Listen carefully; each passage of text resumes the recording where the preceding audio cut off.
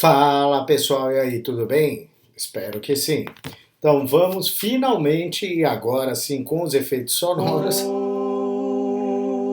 é, tratar da terceira e última parte de Roma, certo? Os triunviros, né?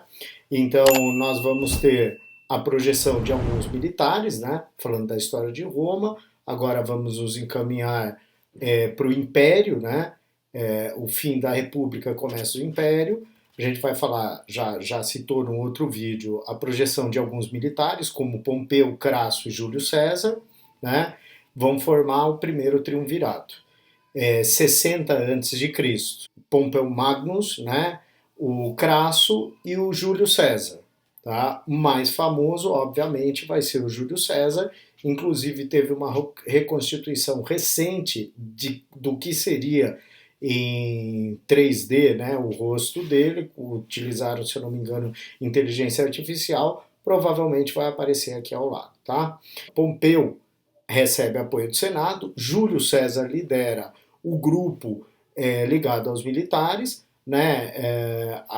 Ele recebe a comunicação de sua destituição e parte para Roma para enfrentar o Pompeu.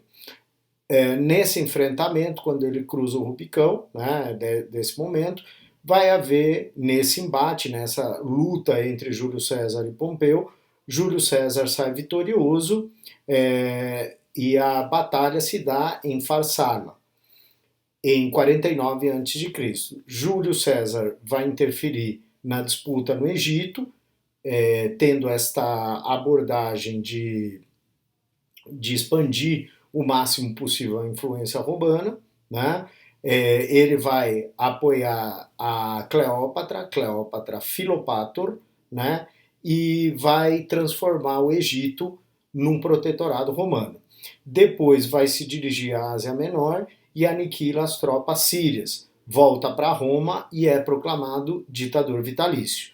Então ele vai promover a construção de obras públicas, reorganizar as finanças do Estado, de distribuição de terras, funda colônias, né, e começa a ganhar uma dimensão importante, o que gera certas preocupações de estar nascendo um tirano, certo? O que vai facilitar uma conspiração para assassinato do Júlio César. O que de fato vai acontecer, eu acho que todo mundo já deve ter ouvido falar, deve conhecer a famosa frase "até tu Brutus", que seria da peça Júlio César do Shakespeare, e que ele teria enunciado no momento em que estava sendo esfaqueado. Provavelmente não foi isso que ele disse, né? Certo? Mas enfim, essa cena fica célebre e vai acontecer em 15 de 3 de 44 a.C., certo? O que desfaz, acaba desfazendo o primeiro triunvirato e leva à formação do segundo triunvirato em 44 a.C., formado por líderes também importantes, militares e renomados da sociedade romana naquele momento, que é Marco Antônio, Caio Otávio, né, ou chamado Otaviano, né, e o Lépido. Tá? Vai haver nesse segundo triunvirato um confronto direto entre Marco Antônio, um dos principais nomes ligados a Júlio César, e o sobrinho adotivo, é bom lembrar disso, tá?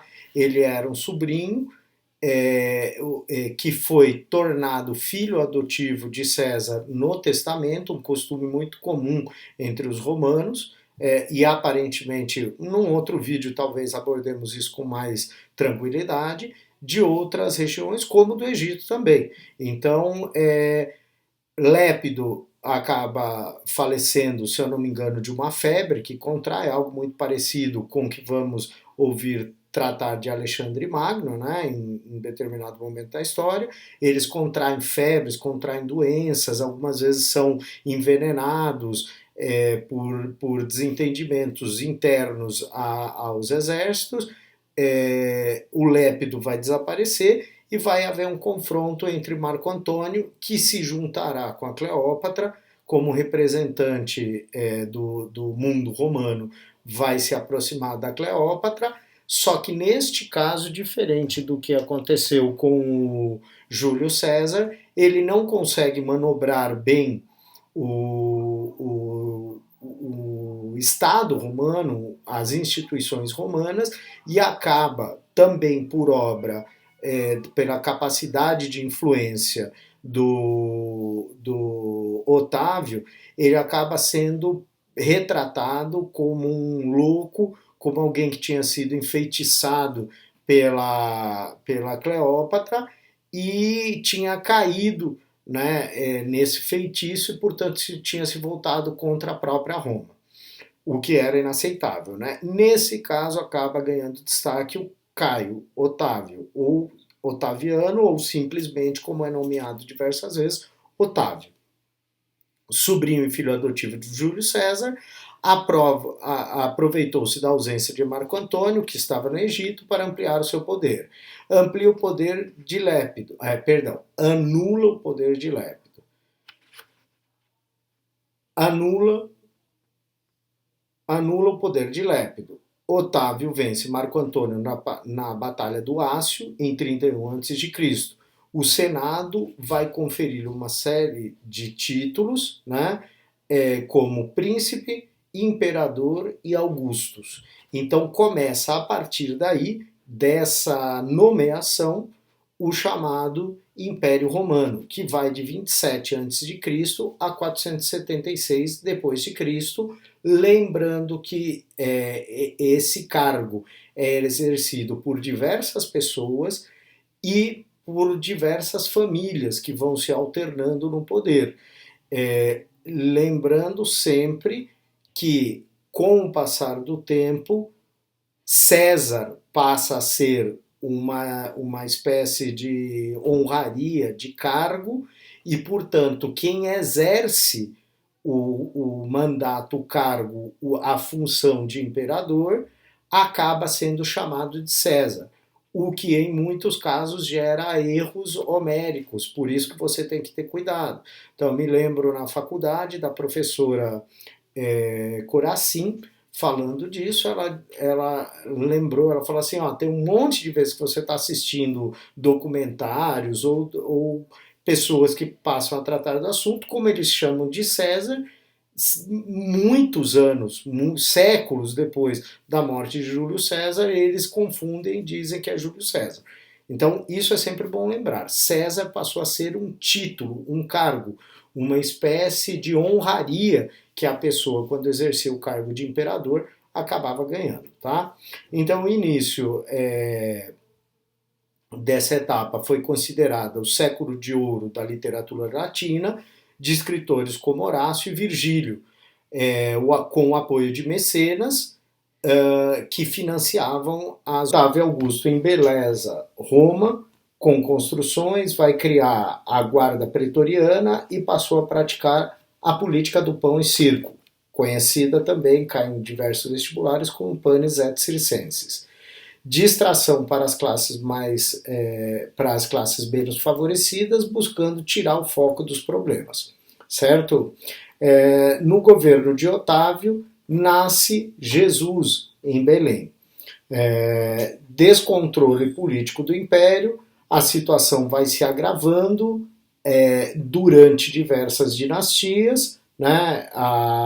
Vai ser sob o governo do imperador Tibério, que vai acontecer a morte de Cristo. Depois temos como figuras emblemáticas Calígula e Nero. Calígula de 37 a 41 e Nero de 54 a 68.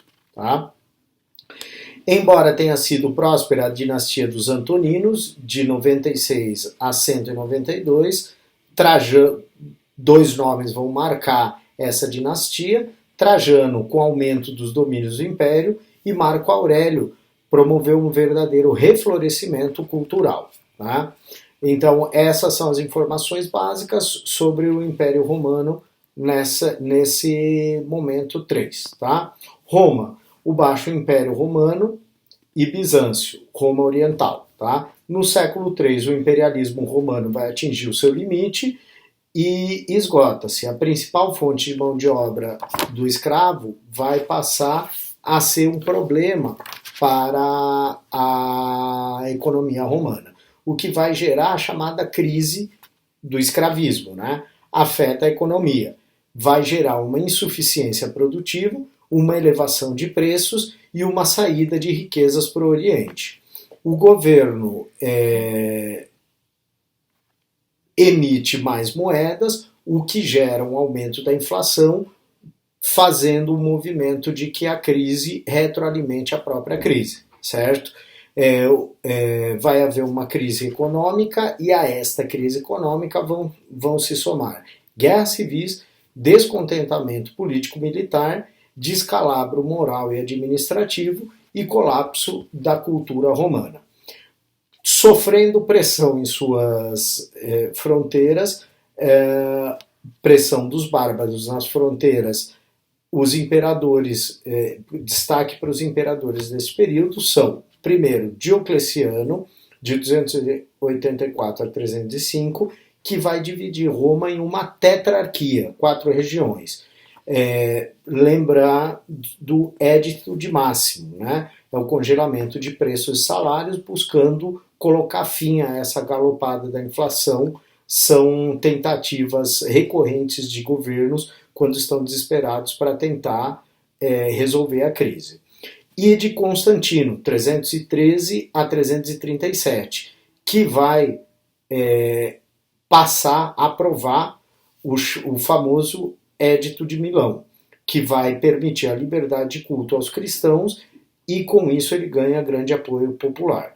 E também na sua gestão passa a lei do colonato, que fixava os colonos à terra com uma espécie de substituição do trabalho escravo, tá? Pelo trabalho servil, o que vai dar o tom para toda a Idade Média, por isso a servidão como base da produção a partir da Idade Média. Teodósio, um outro imperador importante, de 378 a 395, que oficializa o cristianismo como a religião de Roma, e vai dividir o império em duas partes, que é a que fica célebre, que nós conhecemos, que vai ser o Império Romano do Ocidente, com a capital em Roma, e o Império Romano do Oriente, cuja capital ficava em Bizâncio. Tá? Os bárbaros forçavam os limites de Roma e vão tirando uma a uma todas aquelas províncias que ficam próximo à fronteira, chegando à Península Itálica em 476. Os Érulos, sob liderança de Odoacro, conseguiu conquistar e derrubar o último imperador do Ocidente romano, chamado Rômulo Augusto. Tá? Em relação à cultura, nós vamos ter como marcantes o direito, né, jus naturale, direito natural, que gera a filosofia jurídica, jus gentium, que é o direito de todos os povos romanos, sem distinção de nacionalidade, lembrando que originalmente era considerado romano quem nascia na cidade de Roma, depois isso se estendeu para a península. Né? E o jus civile, o direito civil, cidadãos de Roma. Né? Na literatura, vamos ter como símbolos da literatura Cícero, Virgílio, Tito Livio e Ovídio. Na arquitetura, nós vamos ter como elementos importantes os aquedutos, as estradas e as muralhas. Na religião, vai ser marcado pelo politeísmo, e aí nós vamos entrar na menção que vai ser rebatizado como Constantinopla em determinado momento. Então, o Império Romano do Oriente manteve-se livre das invasões bárbaras e resistiu durante toda a Idade Média, desenvolvendo o comércio e a agricultura. Foi menos atingido pela crise do escravismo do que o Ocidente. Tá? Na política, o poder estava nas mãos do imperador, destaque para Justiniano, de 527 a 565, com a retomada das terras do Império Romano do Ocidente, o Corpus Juris Civilis, o corpo de direito civil, e a construção da Catedral de Santa Sofia, sempre lembrada como uma das grandes obras do período. Na religião, nós vamos ter o cristianismo, movimento herético monofisista, que não admitia a Santíssima Trindade. Estes e outras disputas religiosas vão gerar o chamado Cisma do Oriente, que é o cisma da Igreja Católica, em 1054. A queda de Bizâncio vai se dar em 1453, com a invasão dos turcos otomanos que tomam Constantinopla. Ok? Por fim, terminamos aí essa parte, essa revisão, esse primeiro movimento para entrar nessa senda, né? Agradeço a vocês. Terminamos 2023 concluindo a promessa feita, né? Aqui talvez apareçam as vozes exclamando a quase milagre de ter conseguido tudo. Tá bom? Desejo boas festas para vocês, tudo de bom e até mais. Tchau, tchau.